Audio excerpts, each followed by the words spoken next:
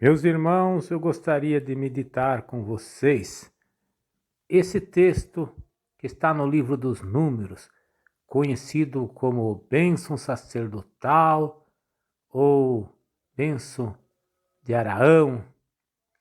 E vamos contextualizar, antes de mais nada, esta passagem.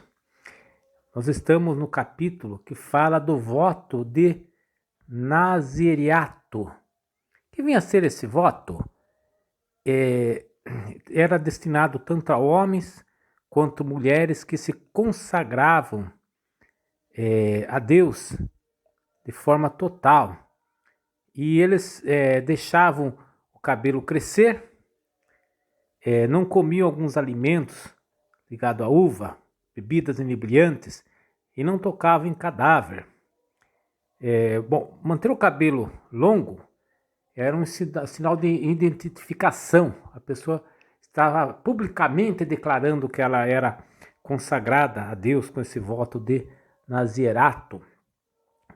E não comer coisas relacionadas à uva e nem bebidas inebriantes, estava renunciando o que demais, vamos dizer assim, valorizado como simbólico da felicidade, da fartura na mesa do povo hebreu.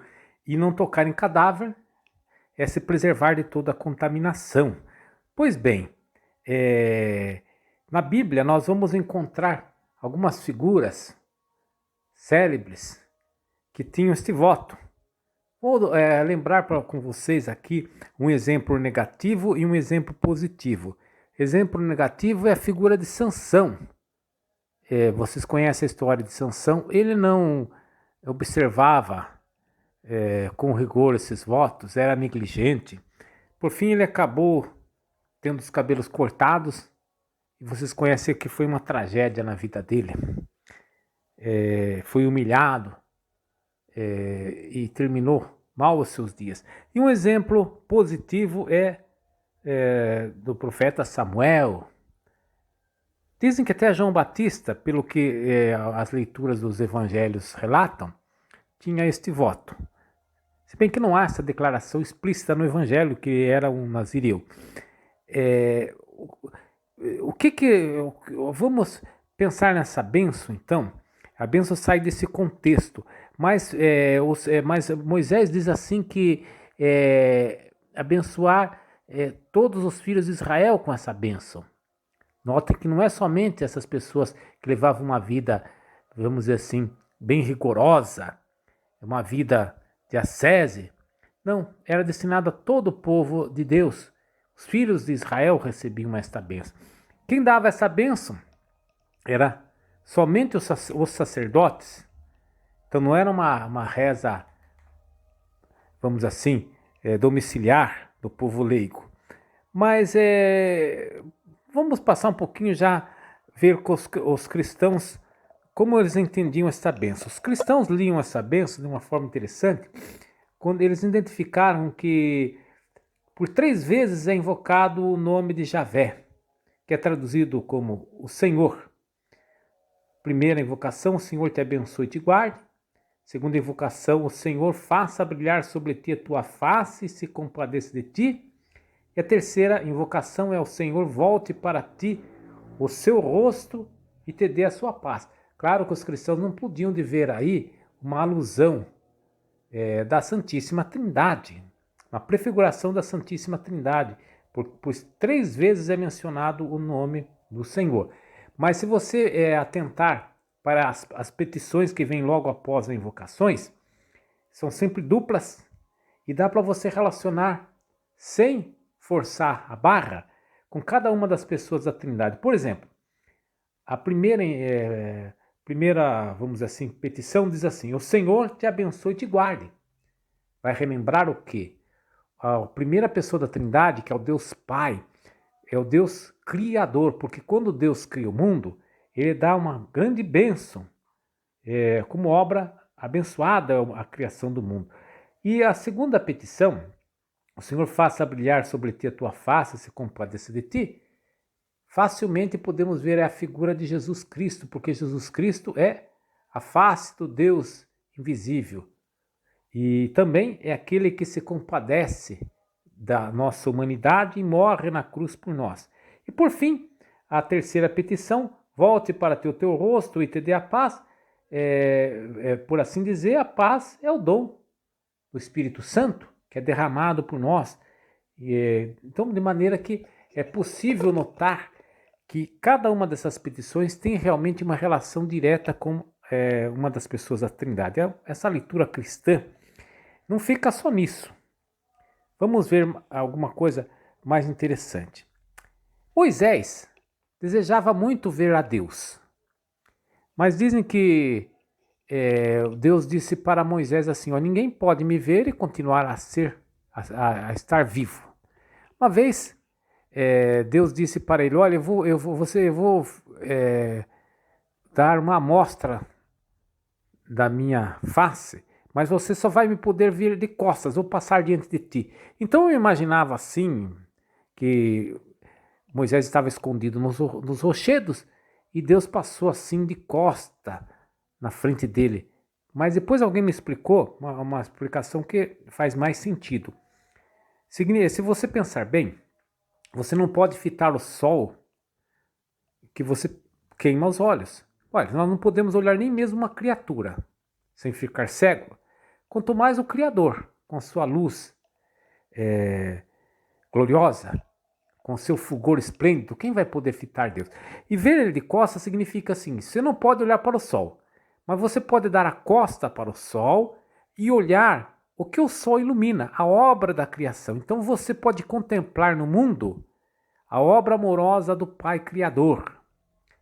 E assim você pode ver a assinatura de Deus, e você pode então ver a face dele iluminada no mundo que ele criou.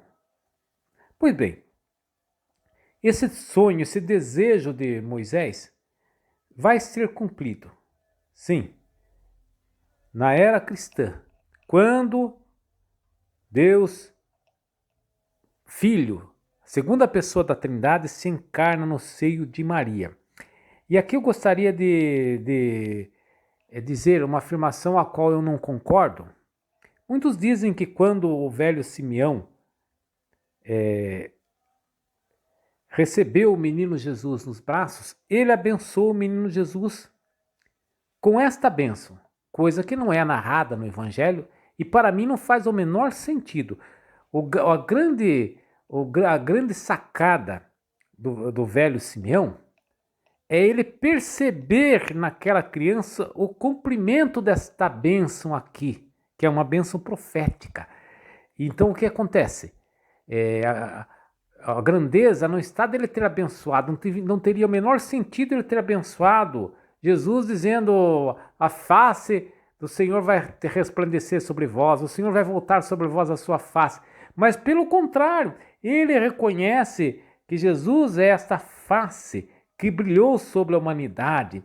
Jesus é esta face que se voltou para nós. Então veja o sentido que Simeão, na minha opinião, com o seu cântico, ele dá a entender. Ele pôde ver naquela criança frágil, pequenina, pobre, ele pôde ver ali a divindade dela, a face do Deus encarnado, que para mim o grande cumprimento desta bênção está na figura de Jesus. E assim é que eu gostaria de meditar com vocês e refletir. Eu sei que uma vez Jesus Cristo estava falando em parábolas para os seus discípulos, e ele está no Evangelho de Mateus, e ele fala assim: vocês são bem-aventurados, porque vocês estão vendo aquilo que os profetas, muitos profetas e muitos pais antigos desejaram ver e não viram, e vocês estão vindo e ouvindo. Então, essas pessoas estavam vendo Jesus. Só que uma coisa que eu gostaria de refletir com vocês é que, embora Jesus Cristo estivesse ali, a maior parte das pessoas não foi capaz de identificar em Jesus a divindade dele. Era um homem qualquer para essas pessoas. Sabe por que eu estou dizendo isso? Porque alguém vai me dizer assim, você está falando aí que Jesus se encarnou, mostrou a sua face, a sua humanidade. Mas isso aqui foi há muito tempo atrás, 2000 anos. E hoje? Como fica a nossa situação? Então eu gostaria de dizer que nem mesmo na época que Jesus viveu entre nós, as pessoas o identificaram facilmente. Foram raras as pessoas que identificaram Jesus como, de fato, o Deus encarnado. Mas aqueles que o fizeram foi pelos olhos da fé, não foi pelos olhos humanos. De maneira que, hoje em dia, nós temos a encarnação do Verbo de Deus e eu digo para você, é com os olhos da fé que nós podemos ver a face do Cristo encarnado. Os sinais mais evidentes disso é a Eucaristia e o irmão. Os dois polos da presença viva e atuante de Jesus entre nós. Eu gostaria até de relembrar um versículo de um canto de adoração santíssimo que você deve às vezes conhecer, muitos conhecem. Tem uma frase que diz assim: no Calvário se escondia a sua divindade, mas aqui também se oculta a sua humanidade, falando da Eucaristia. Então veja você que nós podemos, pela fé, identificar o rosto de Jesus que brilhou sobre nós e se voltou para nós como salvação. Essa que eu vejo a situação desta bênção. Essa bênção, ela foi dada sobre nós na pessoa de Jesus.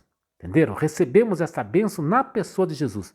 Mas para ela ser atuante em nós, é pela fé. Pela fé nós podemos nos abrir a esta bênção e perceber que no menino Jesus encarnado, nós temos o nosso Deus Salvador que veio até nós. Amém.